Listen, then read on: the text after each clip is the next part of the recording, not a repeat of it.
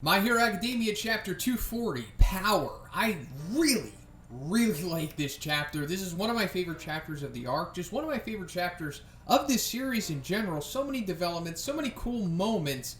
But it's also setting up the landscape for what I assume is going to play out for the rest of the series. Or at least the majority of what is remaining. I mean, this is quite a bit of stuff, so let's go over it. So the chapter opens up with us, first of all, seeing the massive crater left in the wake of Tomura using, which I assume the full extent of what his Decay quirk is capable of, at least currently.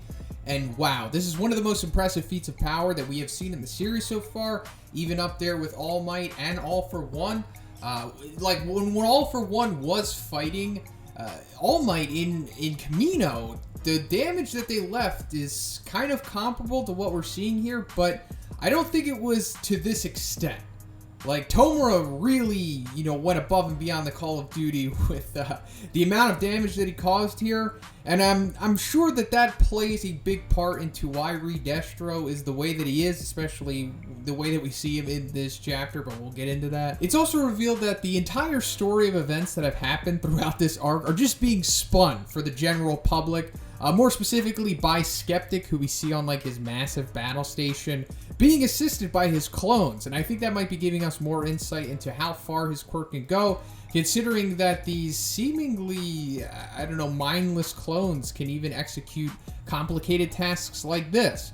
But also, they have to do this, considering that they are willingly under the leadership of Tomura here, and there's a massive crater in a city, and huge destruction and everything, so they kind of have to let the rest of Japan, just the rest of the world, know that everything's okay here, guys. No foul play. It was just 20 villains that hate heroes that came here and wrecked everything. Alright, so just leave us alone now. But then it's cutting to the League in the aftermath of the battle, and we're seeing that they're finally getting the sushi that they wanted, or at least what Mr. Compress wanted. And we're going to get into that, because we get this funny little comment where Dabi's like, "You didn't even do anything," talking to Mr. Compress. And while that is kind of true, Mr. Compress might be directly responsible for this big, very beneficial alliance that we're seeing here, because remember at the end of the previous chapter, Tomura had that memory, that flashback of Mr. Compress saying like, hey, if we just originally teamed up with the 8 precepts, we would be eating sushi right now. So that may have been the spark that Tomura needed to lead to this alliance, meaning that Mr. Compress might be directly responsible for that. So he did kind of play his part inadvertently, but while, in the main midst of the battle and everything, he didn't really do much. And this might be Horikoshi giving himself some commentary here. Possibly, I don't know.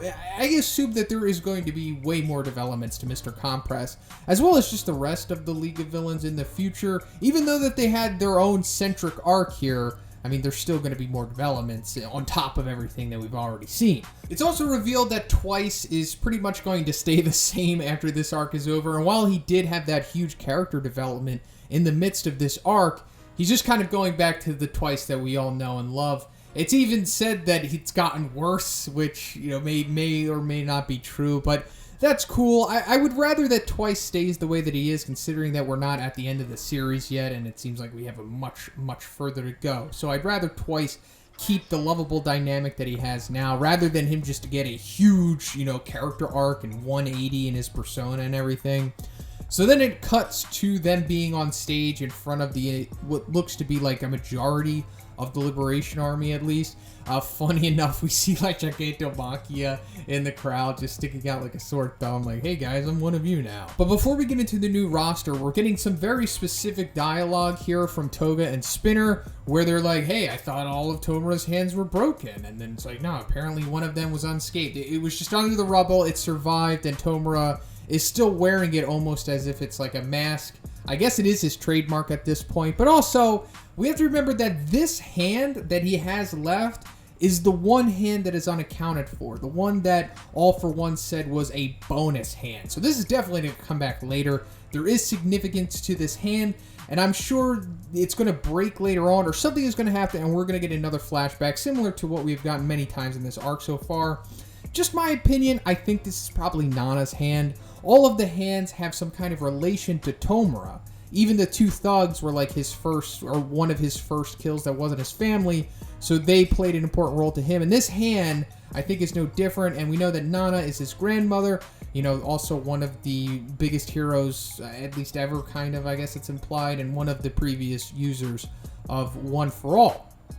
So, and we also haven't really seen Tomura, like, reflect on Nana too much, at least not currently. I know as a child he was, but we haven't seen him, like, actively talk about Nana yet. So I think that hand is probably going to open up that door.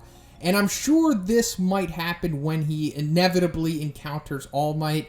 I theorize that he's probably going to kill All Might. Unfortunately, I don't want it to happen. All Might's my favorite character, but the writing is on the wall. I hope it doesn't happen, but, you know, I'm going to make a video about that, of course, but I'm pretty sure that this is Nana's hand. Also, during Re-Destro's speech in this sequence, when it cuts to one of the shots of the crowds, we see Giran in there. So that's just reaffirming that Giran did definitely make it out of here. I mean, we knew that in the previous chapter when we saw him getting limped away, you know, in the midst of the destruction and everything. But it's like, yeah, he's made it out of here, and he is currently with them. So Giran is definitely going to be a part of this whole big organization. I mean, why not? He's a pretty cool character, and he's a powerful asset as well. But then we're getting the reveal that they are officially allied at this point, and that Tomura is the absolute leader of everything, and that they have a new name, which, to this translation that I have, is the Paranormal Liberation Front. I'm sure this is going to change once we get the official translation Sunday, and then I will be, you know, updating it accordingly after that point. But as of right now, the Paranormal Liberation Front, pretty cool, and I guess this is what we're going to have to call them from now on. They're no longer the League of Villains, because they have upgraded. They're a much bigger organization now. And it's like Tomura is a Yonko now, if you follow One Piece, because we're even seeing that he has 9 individual officers, and these could be likened to Yonko commanders. And they even say that, like, they're each going to get their own squadrons. So they're all going to be leaders in their own right. They're all going to have their underlings, which I assume are going to be comprised of maybe citizens of Decay originally, and maybe some supplementary guys from here and there, but they're all going to have, like, their own little groups to them, just like how the Yonko commanders do in One Piece. So I love these kind of dynamics, and I'm so excited to see how this plays out. So let's just go over the roster real quick. We have Re-Destro. He is a part of the 9 here, so I think this is confirming that he is definitely going to be a force later on. Like, he's not retiring just because he lost both of his legs, although it kind of seems, you know, like he is, because he's in the wheelchair right now. But we have to remember that the Detnerat Company has hero support, so he's definitely going to get some robotic legs. I mean, it is part of the course for characters in this series. So Re-Destro, he's not going anywhere. His quirk is ridiculous. We have to see more of it. We have to see him take on one of the heroes later on. Then, of course, we have Trumpet, and then we have Getten, who we're seeing for the first time. Getten, at least as far as it looks like here, is a female. And if we go back to the first introduction of Getten, I think chapter 219 maybe, I speculated that Getten might have been a female even at that time. So it turns out it was right. That's pretty cool. It adds more diversity to the group here because, you know, now that it was revealed that Curious, you know, is for sure dead. I mean, if the whole splatter after the big fall wasn't evident of that, it's confirmed at the beginning of the chapter that Curious is gone. So they need more females. Getten is definitely filling that role. So now we have at least another female in this group besides just Toga. So that's kind of cool, and I'm sure this is going to come back again because Getten, very interesting character, very mysterious.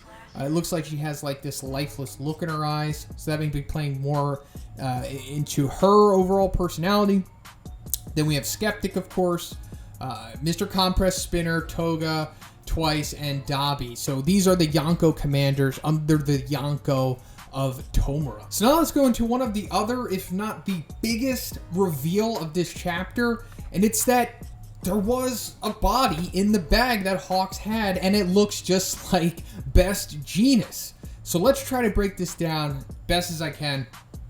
So we know that the last time we saw Hawks, one of the last times we saw Hawks, it was when he was inside of Best Jeanist's apartment, and he was kind of going to, it was implied that he was going to take him out to prove his allegiance to Dabi. And then further in that chapter, he says, like, don't underestimate my resolve. Like, he's saying that, like, I will go as far as I need to make this mission work for the better of Japan and just the better of the world in general and heroes and overcoming the villains. Like, if I need to kill one person to save a million, then I will do it. That's kind of like Hawks' ideology here. So, not exactly sure if Best Jeanist is confirmed to be dead. Now, this definitely looks like him. There's no doubt about it. It has the hair. It has the, the big collar that he has. But Dabi says something interesting. He says, setting aside the issue of whether he is who you say he is, the fact remains that you did kill someone. So that's putting some doubt out there. And I think that's intentional. It wants us, the readers, to question if Best Jeanist is truly dead. Now, if he was dead, that would be incredible. It would add so much more depth to not only this series, but just the character of Hawks in general and that whole dynamic. But also, it's like, do we want Hawks to be unredeemable at this point? Because he is. It doesn't matter what the ends are to his overall goal. He still friggin' killed Best Jeanist. But also, if we go back to the chapter when we saw Hawks in this arc, in the background of the city, when we see him flying around on the huge monitor, it says Best Jeanist was missing. So that's also adding to it. And also, like, in that missing report thing, it said that his sidekicks are unable to be reached as well.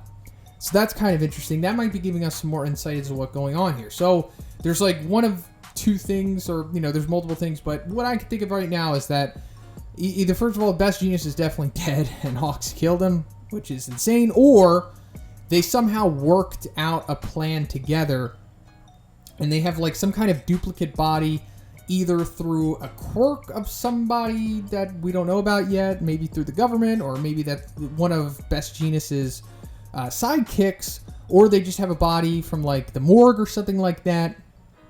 And the reason why Best Jeanist's sidekicks aren't able to be reached is because they are in on it too. Like, Best Jeanist was like, look, I gotta go, incognito for a little bit for the betterment of this plan, and you gotta, like, stay quiet too.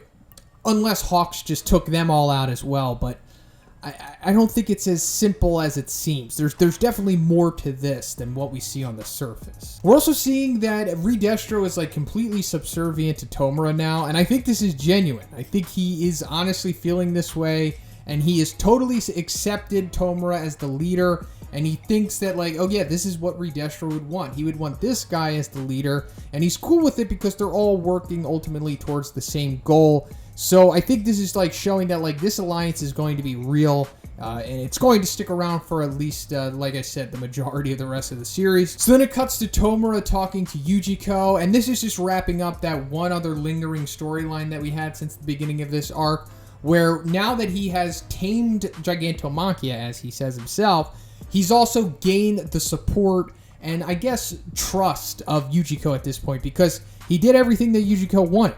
And then he says, I will grant you power if that is what you desire. So this power just means Ujiko in general. Him supporting and doing what Tomura wants, more or less. But it's also, we have to remember the friggin' high-end no moves that he has. And also, Tomura gave him the quirk-destroying bullets. So I'm sure he's been working on that. He's been developing something better with that. And that's definitely going to come back into play later on. And it's just showing, like, they are such a massive force. I mean, even Hawks, the commentary that he's giving in this chapter, is saying what I was talking about in the previous review, where it says, like, Shigaraki now commands power equal to, if not greater than, the heroes. And I'm just saying it outright, it's not equal to. It is greater. So then Ujiko says, but first, there's just one small favor I'd like you to do for me. I'd like you to transport something for me. So this might happen in the next chapter, maybe. Maybe this arc hasn't completely wrapped up yet. Maybe there's one more that we're going to get out of here. But still, this is something important. I'm curious as to what's going on here. And then the chapter ends with Hawk's inner monologue of saying that, like, I need to report this to Endeavor and everyone immediately. If you fall behind himself, Japan is finished. So it's showing us that, like, Hawks is still loyal to more or less the side of good. But it still remains to be seen if he did actually take out Best Jeanist. I'm just, man, there's so much that is coming out of this chapter. So exciting.